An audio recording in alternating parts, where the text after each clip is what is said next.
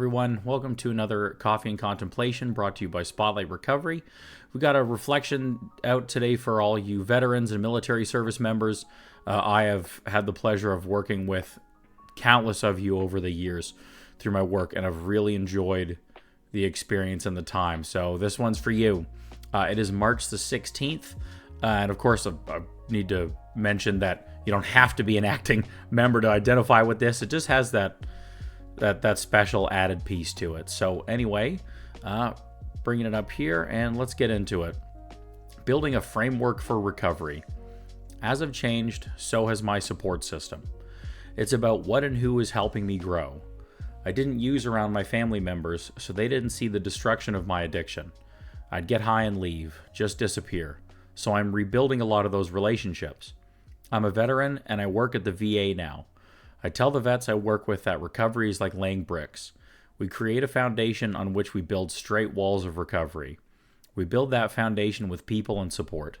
But, just as with bricks, sometimes relationships crack and break, and you have to either get rid of them or mend them. If people aren't helping you build your network of recovery, it might be time to move on or reconstruct a healthier relationship.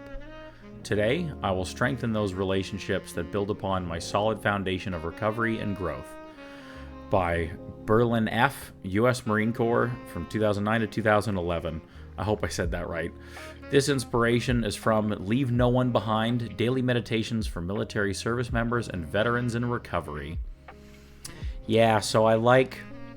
I just, of course, I like the vet and military aspect and connection to it.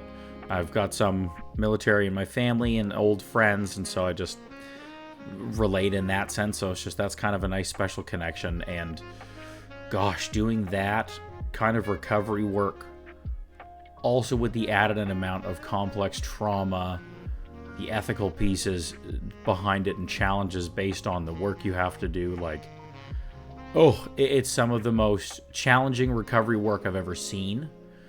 And then also just really incredible and powerful progress and shifting in people. So it's really, really special. So if you're on this journey, I absolutely wish you the best of luck and success through this work and through your growth and recovery that you do. And just know that I do recovery coaching with folks. Like I said, I've been working with military and service members for years, first responders for years. So if you're not quite getting that right support that you need in your recovery, reach out to me. Please send me an email, lucas@spotlightrecovery.com. Be happy to chat with you. So anyway, with this reflection, I love the title, Building a Framework of Recovery, and I love how this person talks about that same concept of laying a foundation. Building your recovery on a foundation is such an important piece. And for a lot of us, I mean, we either come into recovery and don't have a foundation, or our foundation, like it says, is really cracked and broken. It's really unhealthy, or we could have been living on that foundation for how many years. It was a foundation for our addiction. And then when we come into recovery, you look and immediately go, oh my God, this is not healthy and safe for me, and that is not going to work. So regardless, a lot of folks entering recovery don't have the foundation that they want, or especially that they need. And so doing that work and focus is so crucial. And I'm sure you may have heard the analogies on recovery is like building a house. And that's the first thing you need to be doing, is laying that foundation, laying your cement and all that. I haven't built a house, so I'm kind of making things up right now. But I'm pretty sure they're built on cement. And then you have your pillars and your frame on top of that, so on and so forth. So that foundation is crucial. And what I also really like is how there's the connection with this on the foundation and relationships. It's talking about the relationship aspect of a foundation. It's not the whole foundation, but it's a very big part of it. And that can be more than just relationships with other people. Relationship with self, relationship with a higher power, the God thing they talk about so much in 12 Steps. And I totally, that has its own unique challenge with folks who are vets or have been in the military. or first responders because of the things you see in the work you do. The God thing is like this whole own other complicated issue to discuss and dig through. So I totally get that. But just all these different kinds of relationships. So on those, like I just mentioned, family, friends, a support system it talks about, they're really crucial for us for a couple of reasons. One is, being addicts, we typically we're very self-focused. So having that disease of addiction, we can be very self-serving, self-thinking. Even though we may say we're doing things for other people, there's a selfish motive behind it. I need to do everything right and by myself and all of that crap. So there's that one very much. Also, if you are a 12-step person, the first word of the first step is we. And it's we for a reason, because we can't do this work by ourselves. If I could get sober by myself, I wouldn't need a program. I wouldn't need you guys. I wouldn't need these reflections and all of that other stuff. I need them. I can't do it by myself. That's been proven and shown to me time and time again. So I need others. So I need a support system to build to be a part of that. And another reason of why it's important too is, be it military and then having the experiences you do, be addict or not, then being an addict, we very easily get removed and disconnected from society, or our version of society is different. And a lot of us, when we hit and find our rock bottom, we're usually very alone, very isolated, and we're not able to contribute and connect to society the way that we want to. And so having these connections, having a support system and all these other relationships, it helps us start to become that functioning, connected member of society. It gets us included. It gets us out of our house, out of ourselves, out of our mind, connected with other human beings, forming these relationships. And then these are other ways that we contribute. So it's not all, the give and take isn't so imbalanced, or it isn't so unhealthily motivated.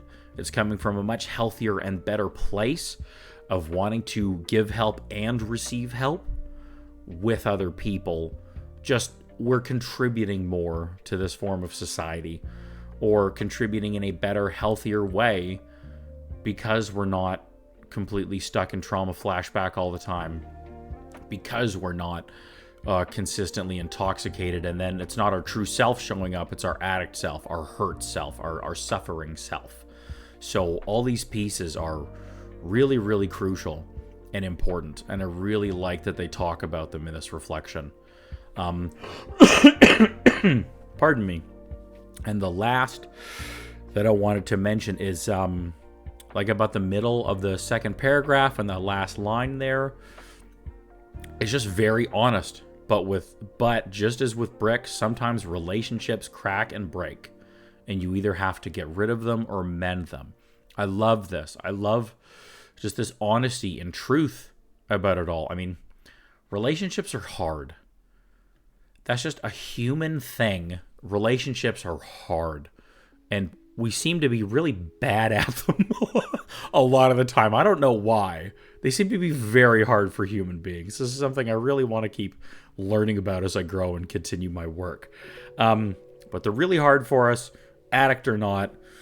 Addict, again, having that disease or having trauma, something, we really add another level of hard to a relationship. We just do. It's not our fault. These are disorders. These are diseases.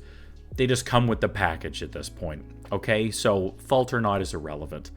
I just like that it just says, like, and part of this, building your support system, looking around at it, be able to honestly look at if all of the parts of that support system are supporting you or not.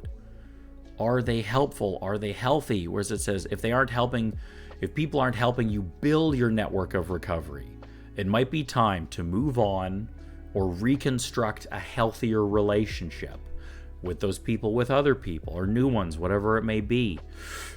You know, I like, there's that funny old AA analogy of getting sober is like a country song backwards.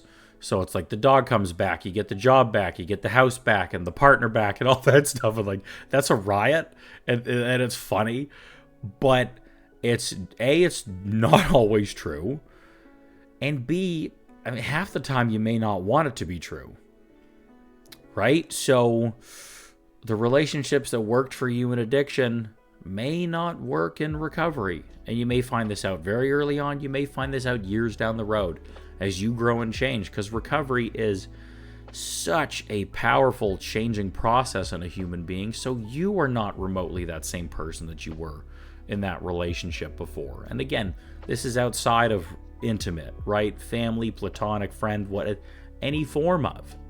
There's just change and difference. And getting sober and then having to move on and change from a relationship isn't guaranteed a bad thing. It's not. And especially for folks like us, where our life depends on our recovery, I may love the hell out of you, but you are not compromising my recovery, no matter what.